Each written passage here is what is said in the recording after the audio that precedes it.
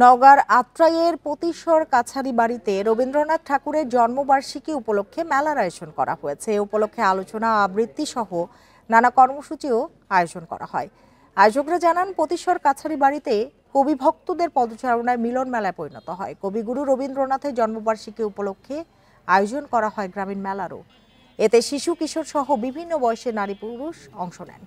এছাড়া দেবেন্দ্র মঞ্চে আয়োজন করা হয় সাংস্কৃতিক অনুষ্ঠান। 3 দিন ব্যাপী মেলার আয়োজন করা হলেও স্থানীয়ভাবে আরো 2 দিন ধরে চলে এই মেলা।